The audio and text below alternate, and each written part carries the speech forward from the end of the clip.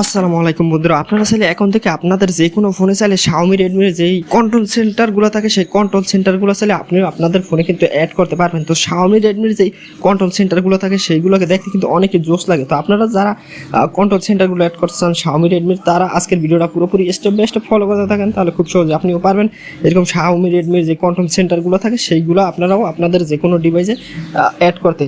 এক কথা বলতে গেলে অ্যান্ড্রয়েডের যত ডিভাইস আছে সব ডিভাইসই কিন্তু অ্যাড করতে পারবেন। তো এই জন্য ভিডিওটা স্টেপ বাই স্টেপ ফলো করতে থাকেন, আর অবশ্যই চ্যানেলে নতুন হয়ে থাকলে সাবস্ক্রাইব করে দিবেন যাতে এর থেকে ভালো ভিডিও আপনার কাছে মুহূর্তের ভিতরে পৌঁছে সবার আগে। তো গাইজ বেশি কথা বাড়াবো না, সরাসরি আমার স্ক্রিনটাকে ফলো করতে থাকেন এবং আপনিও শিখে নিন কীভাবে আপনারা এরকম Xiaomi Redmi মতন কন্ট্রোল সেন্টারগুলো অ্যাড করবেন। তো এরকম কন্ট্রোল সেন্টারগুলো অ্যাড করার জন্য সর্বফার্স্ট আপনাদেরকে চলে যেতে হবে প্লে স্টোরে। পুরো স্টেপ বাই স্টেপ ফলো করবেন বন্ধুরা। তো এখান থেকে আপনারা প্লে স্টোরে এসে MI কন্ট্রোল সেন্টার লেখলে ফার্স্টে যে লেখাটা আসবে এটা ক্লিক দিবেন। তো ক্লিক দেওয়ার পর এখান থেকে আপনারা একটু নিচে চলে আসবেন। আসার পর এখান থেকে ভালো করে দেখে নেবেন এই যে উপরে যে অ্যাপ্লিকেশনটি চলে আসছে এটাই কিন্তু আমাদের ডাউনলোড করতে হবে। তো এটা ডাউনলোড কিন্তু আছে প্রায় 10 মিলিয়ন প্লাস বন্ধুরা। তো এই অ্যাপটা কিন্তু প্রচুর জনপ্রিয়, সেজন্য কিন্তু এটা 10 মিলিয়ন প্লাস এটা কিন্তু ডাউনলোড হয়েছে এবং কি রেটিংও এটার ভালো আছে। তো যদি ভালো না হইতো তাহলে কিন্তু এত মাইসে কিন্তু ডাউনলোড কখনোই করতো না।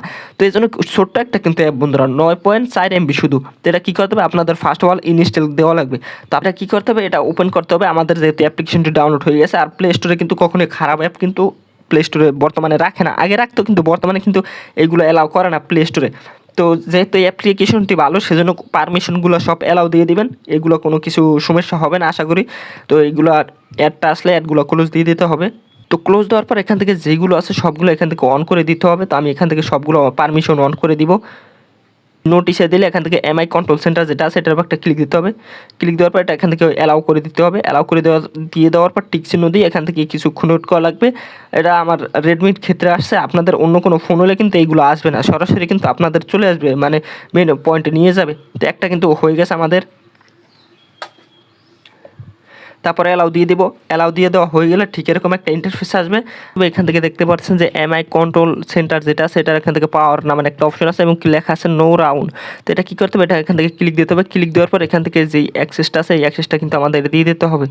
তো অলরেডি গাইস সব কিছু কমপ্লিট হয়ে গেলে এখান থেকে দেখতে পারবেন যে রাউন্ড লেখা একটা অপশন আছে। রাউন্ড অপশন ক্লিক দিলে এখান থেকে কিছু পারমিশন চাইতে পারবে। দেখতে পাচ্ছেন MI কন্ট্রোলার যে রাউন্ডটা আছে রাউন্ডটা কিন্তু হয়ে গেছে। তো আপনাদের মূলত এই পাওয়ারটা এখান থেকে অফ করে দিলে কিন্তু এটা চলে যাবে এবং এটা অন করলে কিন্তু আপনাদেরকে এটা রাউন্ড করতে হবে। রাউন্ড করার জন্য যে ডাউনলোড অ্যাপ এটার উপরে ক্লিক দেবেন। যাদের MI ফোন মানে রেডমির ফোন আপনারা ওল্ড রেডমির মতন করতে চান তারা এখান থেকে কী করতে হবে, MI যে সেন্টারটা আছে যে MI centre use MI control centre এটা এখান থেকে কী করতে হবে, টিক চিহ্ন দিতে হবে। টিক চিহ্নটা দিয়ে এখান থেকে ওকে অপশনে ক্লিক করার জন্য টোড করা লাগবে।